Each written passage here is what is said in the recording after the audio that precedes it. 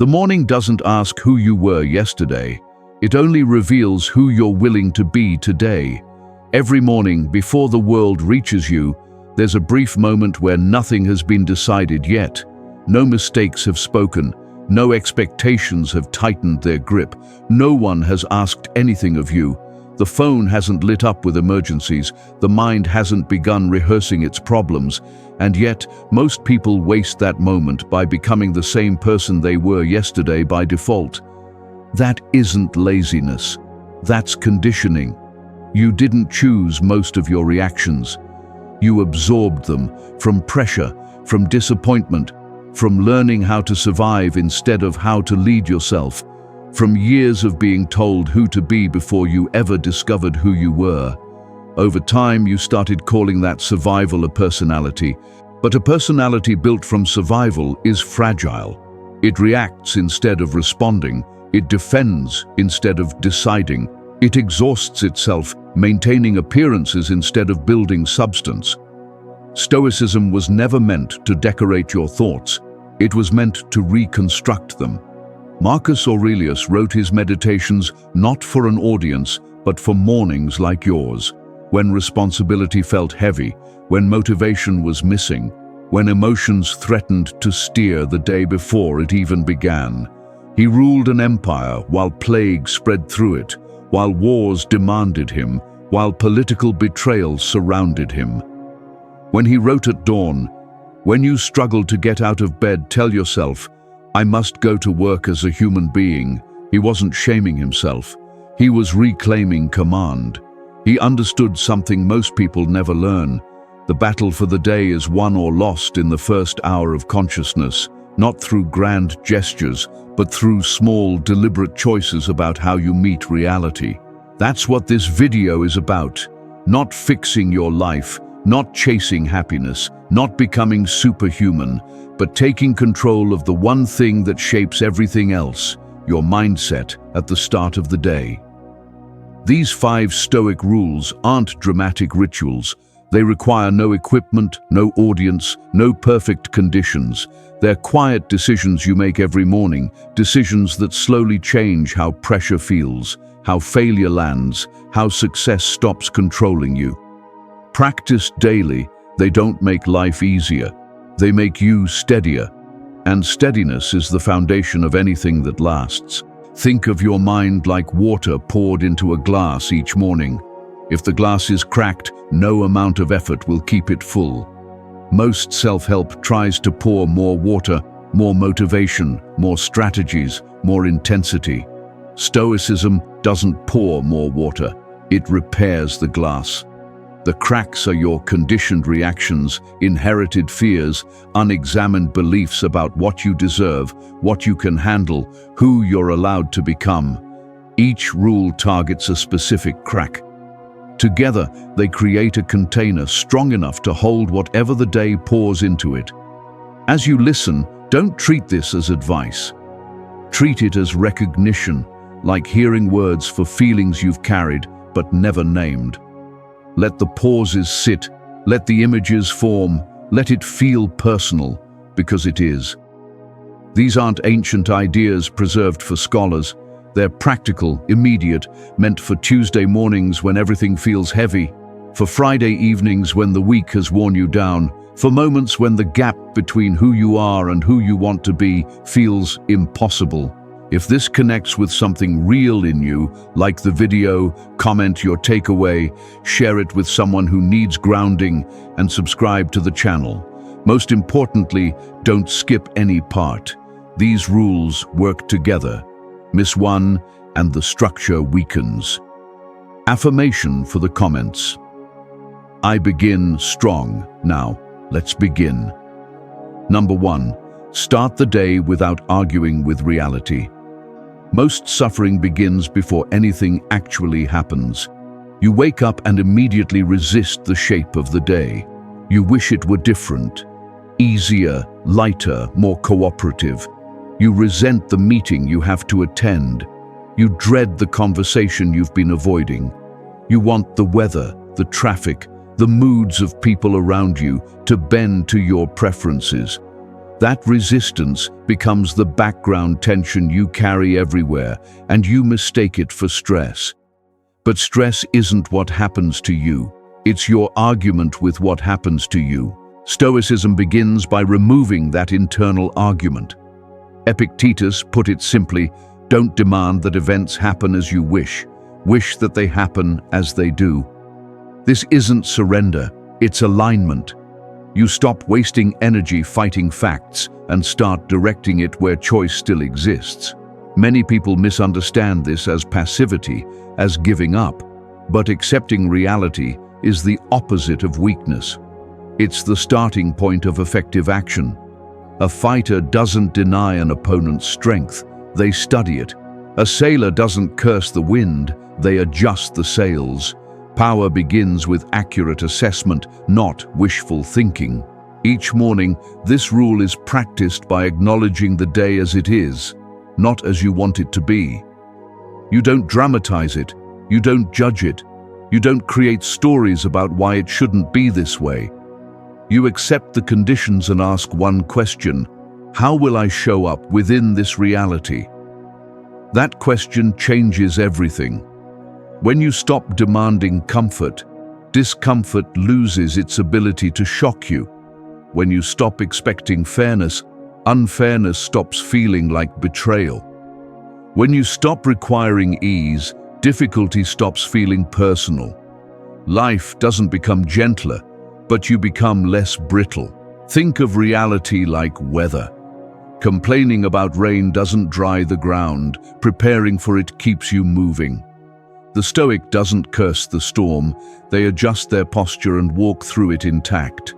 Sometimes they even extract value from it, clarity that only adversity reveals. This practice creates emotional durability. Setbacks stop feeling like verdicts on your worth. Delays stop feeling like insults to your importance. Traffic becomes traffic, not a conspiracy against your schedule. You respond instead of react, and that shift alone transforms how your days unfold. The power isn't in the situation changing, it's in you no longer needing it to change before you can be effective. Marcus Aurelius practiced this while guiding Rome through plague and war. He wrote about confining yourself to the present, not because the future doesn't matter, but because resistance to the present corrupts every action taken within it. When you accept where you are, you can actually move somewhere else. When you fight where you are, you remain stuck, not physically, but mentally. Acceptance isn't passive, it's the starting line of clear action. Until you stop arguing with reality, you can't act clearly within it. And clarity is what separates those who lead themselves from those who are led by circumstances. Number 2, decide who you are before the day decides for you. If you don't define yourself early, the day will do it for you. Through pressure, interruptions, other people's moods and expectations, through the first crisis that appears, by evening you won't even recognize why you acted the way you did. You'll only know that you feel drained by it, disappointed by it, like you spent the entire day being someone you don't respect. This happens because most people treat character as a reaction instead of a choice.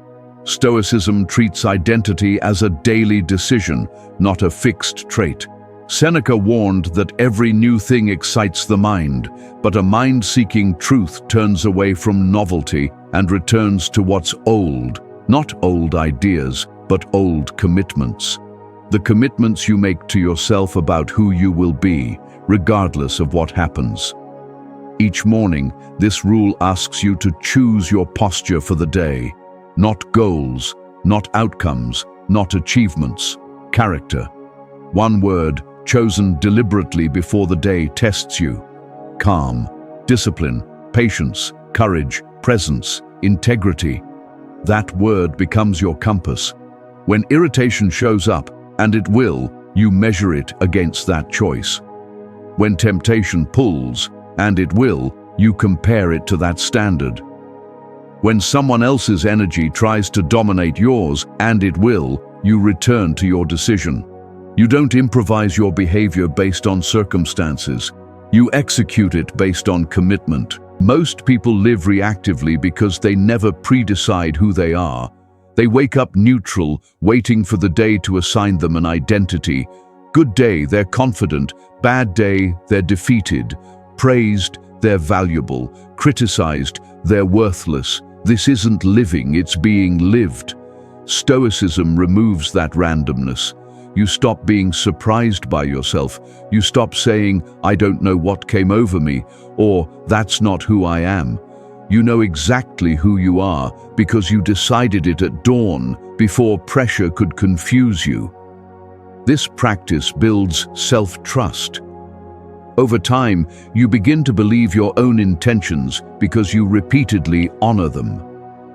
When you say you'll be patient, you are. When you commit to discipline, you keep it. That alignment between intention and action is rare, and it's powerful. It also creates immunity to external validation. When you know who you are before anyone tells you, their opinion becomes information, not identity. You can hear criticism without collapsing. You can receive praise without inflating. You become psychologically sovereign. Marcus Aurelius demonstrated this during the Antonine Plague. While disease killed millions, while generals questioned his decisions, while the Senate played politics with crisis, he maintained his chosen character, thoughtful, steady, duty-bound. Not because it was easy, but because he had already decided. The morning decision doesn't guarantee perfect execution. You will fail your chosen word sometimes, but even failure changes when measured against your own standard. Instead of spiraling into chaos, you correct course faster. You forgive yourself more cleanly. You try again tomorrow with greater precision. Identity, chosen daily, becomes stable. And stability creates confidence that doesn't depend on outcomes, validation, or even success. It depends only on the promise you make to yourself each morning and your willingness to honor it. Number 3, do the hard thing before life forces you to. Every day has one task you quietly hope will disappear, a conversation you delay, a responsibility you soften, a discipline you promise to return to, an apology you owe, a decision you're avoiding, a habit you keep negotiating with. That avoidance feels small in the moment, almost harmless, like you're just being strategic about timing. But repeated daily, it trains the mind to retreat instead of rise. And retreat, practiced often enough, becomes reflex. Stoicism reverses this pattern deliberately. Seneca observed that we suffer more often in imagination than in reality. The hard thing is rarely as damaging as the dread you build around it. The conversation you're avoiding is almost never as brutal as the one you've rehearsed 100 times. The task you're delaying rarely takes as long as the time you've spent thinking about it. When you act early, before fear builds a narrative, before resistance grows mythology, the task shrinks. More importantly, you expand. This rule asks you to identify the single action you least want to face and do it first. Not dramatically, not angrily, not with a motivational soundtrack playing in your head. Quietly, without announcement, without warming up to it. This isn't about productivity, it's about conditioning courage. The mind follows a simple pattern. Whatever you avoid gains psychological weight. It stops being just a task and becomes a symbol of your fear, your limits, your inadequacy. By evening, the phone call you didn't make becomes evidence of cowardice. The workout you skipped becomes proof of weakness. The weight compounds until even small actions feel impossible. When you lead your day with resistance instead of comfort, the entire day reorganizes itself. The rest of your tasks feel lighter by comparison. You stop carrying unfinished weight. You stop leaking energy into anticipation. The mind settles because it no longer senses avoidance hiding in the background. This practice reshapes your relationship with fear itself. Fear stops feeling like a wall and starts feeling like a signal, a compass pointing toward growth. You begin to trust discomfort as information rather than a threat. Over time, your confidence becomes grounded instead of inflated. You trust yourself not because you've avoided difficulty, but because you've proven something essential. Discomfort does not paralyze you. Consider how Marcus Aurelius handled military campaigns. He hated war. His philosophical nature longed for study and reflection. Yet he spent years on the frozen Danube frontier, leading troops through Germania. He didn't postpone or delegate what he dreaded. He went to the front himself. That decision preserved not only Rome, but his own integrity. Life will demand hard things no matter what. Loss, responsibility, conflict, failure, betrayal. The question isn't whether difficulty will come. It's whether you'll meet it on your terms or as a victim of timing. Stoicism teaches you to face difficulty proactively, not reactively. That choice preserves dignity. When you complete the hard thing early, something subtle shifts. You move through the day differently, not louder, not arrogant, just steadier, less negotiable. You've already proven to yourself that you can handle what you didn't want to handle. Everything else feels manageable by comparison. That steadiness compounds day after day. You become someone who doesn't need perfect conditions to act, who doesn't require motivation to move, who doesn't wait for fear to disappear before beginning. You become psychologically dangerous in the best way. Number 4, stop feeding thoughts that drain you. Not every thought deserves your attention. Most people never learn this. They treat every inner voice as meaningful, every worry as urgent, every emotional reaction as truth. They follow each mental thread to its conclusion, no matter how dark or distorted that conclusion becomes. The result is mental exhaustion disguised as depth. You're not deep. You're drowning in your own narrative.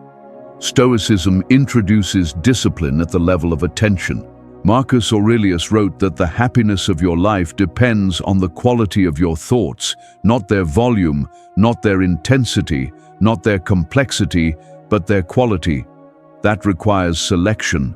It requires discrimination. It means allowing certain thoughts to die from lack of nourishment. Each morning, this rule is practiced by noticing which thoughts weaken you and refusing to rehearse them. You don't argue with them. You don't suppress them. You don't analyze why they appear. You simply don't continue them. A thought survives only through repetition, through engagement, through the energy you give it by examining it from every angle.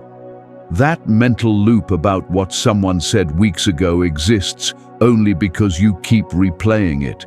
That imaginary argument you keep winning in your head continues because you keep refining your responses. That catastrophic future you preview feels real only because you keep adding detail to it. When you stop feeding certain narratives, self-doubt, resentment, imagined outcomes, past humiliations, future disasters, they lose momentum. They appear, find no fuel, and dissolve. Silence replaces mental noise. In that silence, perception sharpens. You see situations as they are, not as anxiety colors them. You respond with accuracy instead of emotion. This isn't about positivity. Stoicism has no interest in positive thinking. It's indifferent to optimism. It's committed to clarity.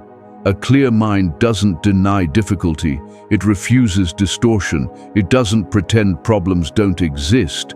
It simply refuses to multiply them through imagination. Modern life overwhelms not because it's complex, but because it's mentally loud. Notifications, opinions, predictions, comparisons, internal commentary about external commentary. Your mind becomes a courtroom where every thought receives a full trial. This rule restores selectivity. you reclaim the right to choose what occupies your inner space. The practice is simple, but not easy. When you notice yourself building a story that weakens you, stop. Mid-sentence, mid-thought. Don't finish it. Don't explain why it's wrong. Don't negotiate with it. Just stop. Redirect your attention to something immediate, physical, present. Epictetus taught that we become what we repeatedly think. Not occasionally think, but repeatedly think. Every thought pattern you entertain is practice for becoming someone. When you practice resentment, you become bitter. When you practice fear, you become anxious. When you practice clarity, you become effective. Over time, this creates emotional resilience. Insults land softer because you don't spend hours afterward sharpening them into weapons against yourself. Praise intoxicates less because you don't spend days inflating it into identity. You stop swinging between extremes. Stability doesn't emerge because life calms down. It emerges because your inner filter improves. You begin to recognize which thoughts deserve development and which deserve abandonment, which fears are informative and which are recreational, which concerns are actionable and which are just anxiety dressed up as planning. Mental strength isn't thinking more, it's thinking less, better. It's refusing to become your own worst enemy through imagination. Number 5. Remind yourself that none of this is permanent. Most people live as if today's problems carry the authority of forever. A bad moment becomes a bad day. A bad day starts to feel like a bad life. A failure feels like a verdict. A success feels like safety. Perspective collapses, and strength collapses with it. Everything becomes desperately important because everything feels permanent. But nothing is permanent. Not your problems, not your successes, not even you. Stoicism restores perspective by confronting impermanence directly, not to create fear, but to restore proportion. Marcus Aurelius returned to this relentlessly. You could leave life right now. Let that determine what you do and say and think. This wasn't morbidity. It was clarity, not depression, but precision. When you remember that everything passes, praise, loss, anxiety, success, the job you're desperate to keep, the relationship you're terrified to lose, you stop clinging and stop panicking. Each morning, this rule is practiced by briefly remembering how temporary today truly is.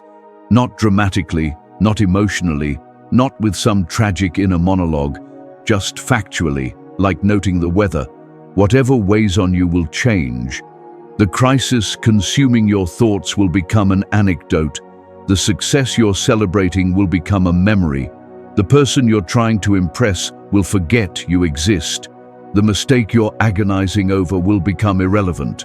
What you fear will evolve into something else. What you're attached to will not remain untouched. This awareness doesn't create nihilism, it creates proportion. When you realize the meeting you're dreading will be forgotten in a month, you stop treating it like a trial. When you remember your current struggle will become a story you tell, you stop treating it like a verdict. When you accept that achievements are temporary, you stop needing them to define you. Petty irritations lose their grip. The driver who cut you off no longer deserves 20 minutes of your mental energy. A slight from a colleague stops requiring a psychological response plan.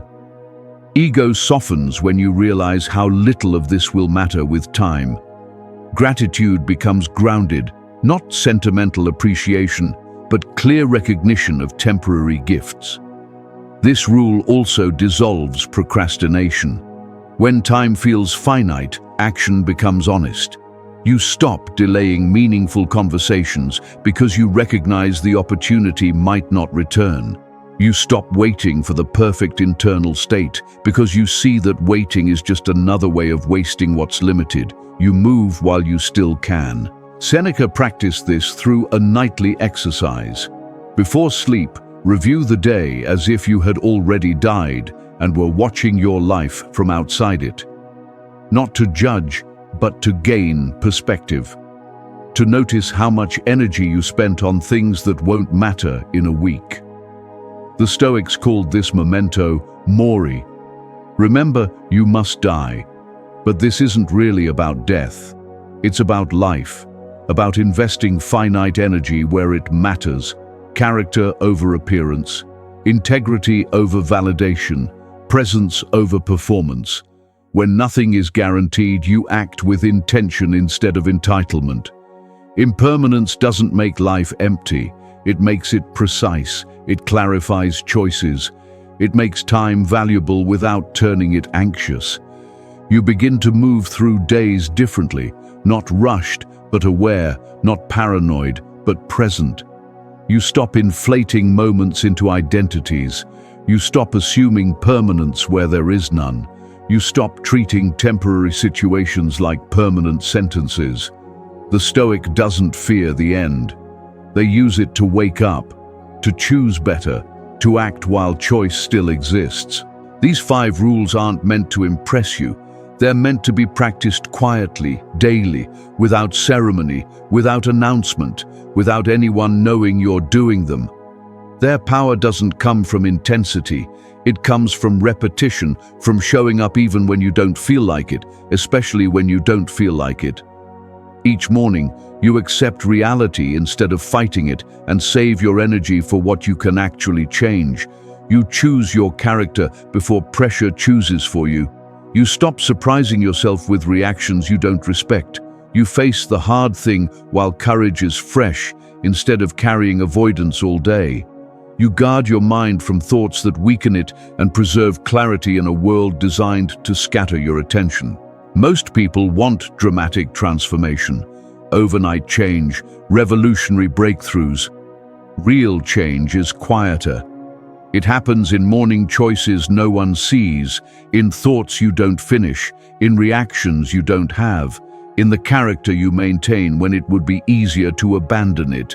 If this resonated, like the video. Comment which rule hit you hardest, which one named something you've been avoiding. Share it with someone who needs grounding, someone fighting their own morning battles, and subscribe to the channel if you're serious about building a mindset that doesn't collapse under pressure, that doesn't require perfect conditions to function, that grows stronger through practice rather than weaker through time. Return to these ideas tomorrow morning, not all at once, one decision at a time, one morning at a time. That's how transformation actually happens, not through inspiration, but through repetition, not through feeling ready, but through acting ready. The morning is waiting. It doesn't care who you were yesterday, only who you're willing to become today.